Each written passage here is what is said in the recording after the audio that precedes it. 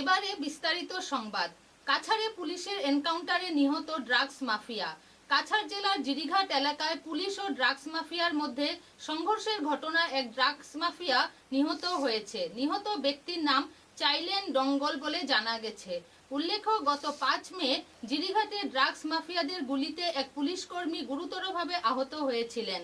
এরপর থেকে কাছাড় পুলিশ এলাকা জুড়ে জোরদার অভিযান শুরু করে। অভিযান চলাকালীন জিরিঘাটে ফের পুলিশ ও দুষ্কৃতীদের মধ্যে সংঘর্ষের সৃষ্টি হয়। সেই সংঘর্ষে পুলিশের গুলিতে চাইলেন ডঙ্গল নিহত হয় বলে পুলিশ সূত্রে জানা গেছে। এদিকে এই ঘটনায় নবজিৎ তাঁতি ও সন্তোষ বিশ্বাস নামে 2 পুলিশ কর্মীও গুরুতরভাবে আহত হয়েছেন। কাছাড়ের জ্যেষ্ঠ পুলিশ অধীক্ষক সঞ্জীব শইকিয়া জানান, নিহত চাইলেন ডঙ্গল United Kuki National Army UKN এর সদস্য ছিল। যোৱা 5 মে তাৰিখে আৰক্ষীৰ এটা এণ্টি ড্ৰাগছ অভিযানত আমাৰ এজন আৰক্ষীৰ হাবিলদাৰ বুলেট ইঞ্জুৰি হয় আৰু সেই বুলেট ইঞ্জুৰি হোৱাৰ পিছত আমি তদন্ত কৰাৰ ফলত তদন্তকালত আমি কিছু একিউজড আমি আইডেণ্টিফাই কৰোঁ। আইডেণ্টিফাই কৰাৰ পিছত আমি 2জন প্ৰাইম একিউজড তেখেতসকলক ধৰিবৰ কাৰণে যোৱা নিশা এটা পাৰ্টি জিৰিঘাট অঞ্চললৈ যায় আৰু জিৰিঘাট অঞ্চলত গৈ পেলাই বোমাপুঞ্জি বুলি এটা জেগা আছে, সেই জেগাত তেখেতসকলৰ ঘৰ আছিলে।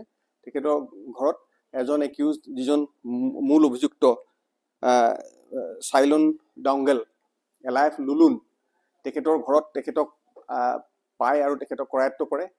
কৰায়ত্ব কৰাৰ পিছত সোধপোছ কালত তাতে গম পোৱা যায় যে যি ৱেপন তেখেতে ব্যৱহাৰ কৰিছিলে, যি অস্ত্ৰ তেখেতে মাৰণাস্ত্ৰ ব্যৱহাৰ কৰিছিলে, সেই অস্ত্ৰ তাতে পিছফালে লুকুৱাই থৈছে আৰু মাৰণাস্ত্ৰ উলিয়াই দিবলৈ লৈ যোৱাৰ সময়তে তেওঁক পুলিচক আন্ধাৰৰ সুযোগ লৈ মৰণাস্ত্ৰ লুকুৱাই থোৱা জেগাৰ পৰা উলিয়াই পুলিচক আক্ৰমণ কৰে, পুনৰবাৰ আক্ৰমণ কৰে।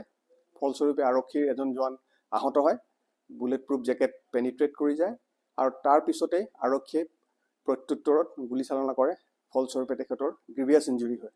ততাতৈয়াকৈ তেখেতক শিলচৰ মেডিকেল কলেজলৈ লৈ অনা হয় আৰু লৈ অনাৰ পিছত ইয়াতে শিলচৰ মেডিকেল কলেজত তেখেতক মৃত ঘোষণা কৰে।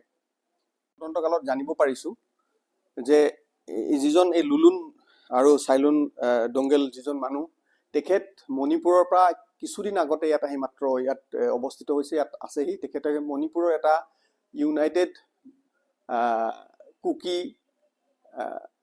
লিবাৰেশ্যন আৰ্মি তেওঁ সদস্য আছিলে বুলি আমি জানিব পাৰিছোঁ। এইটো তথ্য আমি এতিয়া গোটাই আছোঁ মণিপুৰ আৰক্ষীৰ পৰা। এক্সট্ৰিমিজিমৰ লগতে ড্ৰাগছ পেডলিঙৰ কামো তেখেতসকলে কৰি আছিলে বুলি আমি জানিব পাৰিছোঁ।